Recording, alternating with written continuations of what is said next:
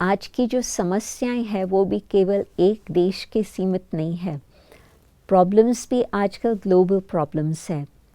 जिस समय कोविड शुरू हुआ था चाइना में, तो किसी को ये नहीं अंदाज़ था कि ग्लोबल प्रॉब्लम किस तरह से ये बन पाएंगी, और 7 मास के बाद भी वो प्रॉब्लम का कुछ लिमिट नहीं नज़र आ रही है। तो उसका हल भी एक्सटर्नल लेवल पर सभी को इकट्ठा होकर के निकालना होगा। क्लाइमेट चेंज अगेन, उसका इम्पैक्ट आपके कार्य में क्षेत्र में आएगा, क्योंकि जहाँ आपके जो क्लाइंट्स हैं उनको पानी नहीं मिल रहा, या वो कहाँ पर बाढ़ आ रही है, या कुछ इस तरह से एक्सट्रीम सिचुएशंस हीट और कोल्ड के आएंगे, तो उनको सहयोग देना आपकी ज़िम्मेदारी होती। परंतु इट्स अ ग्लोबल इशू, एक जगह की बात नहीं है, सारे विश्व की ये बातें हैं। तो मुझे लगता है कि विश्व की बात को ठीक करने के लिए विश्व के जो बेस्ट ब्रेन्स है या बेस्ट इंटेलेक्ट्स है, वो इकट्ठे हो स्पिरिचुअलिटी के हिसाब से प्रॉब्लम्स को एड्रेस कर सकते हैं। तो मुझे लगता है कि प्रॉब्लम्स हल हो सकती। जब मैंने वो सीन देखी, सब असिस्टेंट सेक्रेटरी जनरल्स क्या कह रहे हैं, एक एक ने अपनी अपनी डिपार्टमेंट की वही बातें बताई। The situation is worse today than when the UN started. तो मुझे उसके संबंध से एक और बात याद आई। 1968 में जब मैं 19 वर्ष की थी, और प्रजापिता ब्रह्मा, जिनको हम फाउंडर मानते हैं ब्रह्मा कुमारीज के, उन्हों के साथ हमारी मुलाकात हो रही थी। मैं कई बारी बचपन में और टीनेज ईयर्स में भी बाबा से मिली थी, परंतु तब तक इतना ज्ञान समझ में नहीं था। फिर अच्छी तरह से कोर्स किया, ज्ञान को समझा, और ये संकल्प आया कि मुझे यही सेवा करनी है। तो फिर ब्रह्मा बाबा से मुलाकात हुई, तो उन्होंने मुझे याद दिलाया कि 3 वर्ष पहले ही उन्होंने कहा था कि मैं आध्यात्मिकता के मार्ग पर चलेंगी।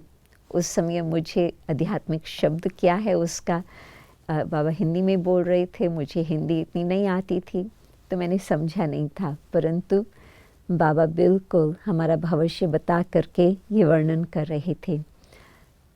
तो बाबा ने मेरे से एक प्रश्न पूछा। बाबा ने कहा, क्या ऐसे हो सकता है कि विश्व से गरीबी मिट सके? तो बाबा तो उस समय 92 के थे, 92, 93, और मेरी आयु तो 19 ही थी। तो मैंने कुछ उत्तर नहीं दिया, मैं इंतज़ार कर रही थी कि बाबा क्या बताएंगे। फिर बाबा ने कहा, हाँ, गरीबी मिट सकती। दूसरा प्रश्न बाबा ने पूछा, क्या सबकी बीमारी दूर हो सकती है? फिर भी बाबा ने हाँ कहा, हो सकता। तीसरी बात बाबा ने पूछा, आजकल दुख के कारण अनेक हैं, क्या सबका दुख दूर हो सकता? फिर भी बाबा कहे, हाँ, हो सकता। तो मुझे तो मन में यही पक्का संकल्प था कि मुझे यही जीवन बनानी है और इसी तरह से ही सेवा करनी है। तो मुझे बहुत खुशी हुई, बाबा मुझे बिल्कुल एग्जैक्ट बातें बता रहे हैं कि किस आधार पर विश्व का परिवर्तन हो सकता। तो जब मैं यूएन के सब ऑफिशियल्स को सुन रही थी, तो मुझे लगा कि सचमुच वो घड़ी आई है जबकि वो लोग भी इंतज़ार कर रहे हैं कि कुछ स्पिरिचुअलिटी के हिसाब से हमें कुछ उत्तर मिले।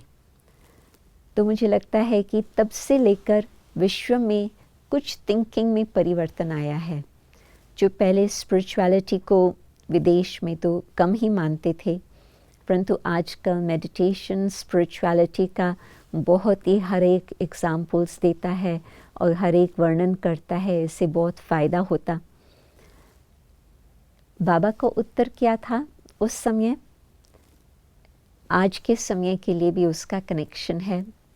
बाबा ने कहा, ये सब समस्याओं का हल हो सकता। कैसे?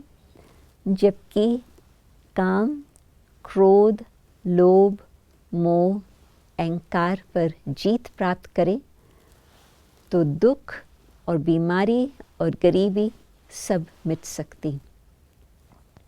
और रियलिटी तो यही है, सिर्फ वेल्थ की बात हो, वेल्थ के बात को उठाते हैं, उससे आप सोचो बीमारी भी दूर हो सकती, गरीबी दूर हो सकती और हर एक को एजुकेशन भी मिल सकता, जिससे कई प्रकार की जीवन की समस्याओं का हल हो सकता। परंतु आत्माओं के अंदर वो भावना नहीं अब तक। तो ये 5 विकार बढ़ते गए हैं।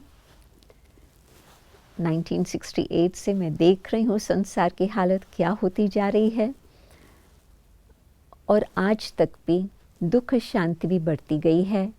बीमारी की तो अति से भी अधिक कहाँ तक लिमिट पहुँचेगी मालूम नहीं, परंतु एक्सट्रीम से भी एक्सट्रीम हालतें चल रही है।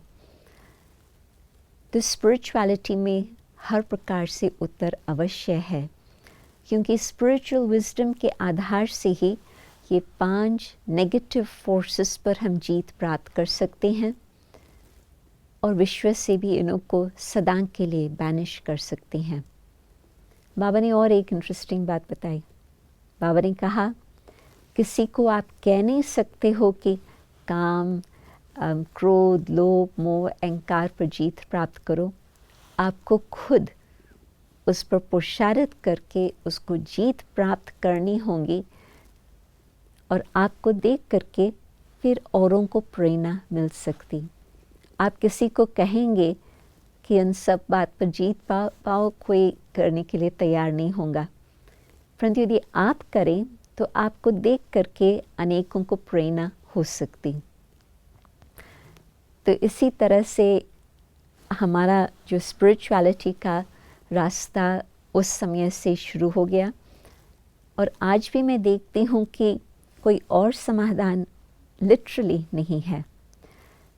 मानो कि कोविड-19 की बातें आती है, उसमें जो मन में डर आ गया है, डर से कुछ फ़ायदा नहीं होता, और ही हमारी इम्यून सिस्टम कमज़ोर होती, और जो वैसे भी मुझे नहीं तो कोविड-19 का वायरस ना भी आए, परंतु हमारी इम्यूनिटी कम होने के कारण वो शायद आ भी जाए। तो डर को कैसे मिटाया जाए? पहले तो खुद के लिए और फिर औरों को समझाने के लिए भी। डर होता है जब अनसर्टेनिटी होती है, परंतु यदि आज हमने लॉकडाउन के बीच, लॉकडाउन के बाद अपना समय सफल किया है, अपना समय, अपना संकल्प, अपना श्वास, अपने वचन, अपने कर्म हमने यदि श्रेष्ठ रखे हैं, तो श्रेष्ठ होने से वो हमने बीज डाला है। उस हिसाब से हमारा भविष्य बिल्कुल सेफ है। जिसने आज मन से श्रेष्ठ संकल्प किया, मन शक्तिशाली मजबूत है। वचन से हमने अनेकों की सेवा की, उन्हों को उमंग देना, इनकरेजमेंट देना, उन्हों को एम्पावरमेंट देना, उससे उन्हों की दुआएं हमें प्राप्त होती। और जो हमने कर्म अपने अच्छे किए हैं, काइंडनेस, कंपैशन इत्यादि इत्यादि, तो उसका भी जो हमने बीज डाला है उसका फल भी हमें अवश्य मिलेगा। तो हम ये नहीं कहेंगे कि फ्यूचर इज़ अनसर्टन, हम ये कहेंगे हमने अच्छा बीज आज डाला है, भविष्य में उसका रिज़ल्ट हमें अच्छा अवश्य ही प्राप्त होगा। हमें कोई बात की फ़िक्र करने की आवश्यकता ही नहीं। और ये शिक्षा आप अपने क्लाइंट्स को भी दे सकते। डर आता है इग्नोरेंस से, हमको मालूम नहीं है क्या होने वाला है, और सही बात है। आज यहाँ बैठे हैं, कल कहाँ बैठेंगे नहीं मालूम, परंतु इतनी गारंटी होती है कि कर्म का फल ज़बरदस्त है। कर्म की भावी को कोई टाल नहीं सकता, और श्रेष्ठ कर्म करते चलो, श्रेष्ठ संकल्प, श्रेष्ठ वचन करते चलो, उसका नतीजा बहुत ही सुंदर होगा। तो हमें कोई डर रखने की कोई बात नहीं।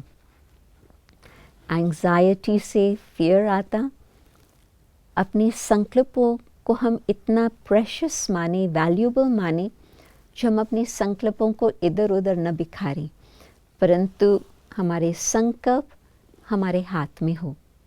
उसके लिए चाहिए स्पिरिचुअल विजडम। खुद को जाने, मन को समझ जाए, हमारी बुद्धि में किस प्रकार की शक्ति है उसको समझ करके उसका प्रयोग करें। भारत में सदा ये कहा गया है कि मन तो घोड़ा है, भागता रहता है। सही बात है, परंतु घोड़े को पकड़ने का लगाम भी तो है, वो है बुद्धि।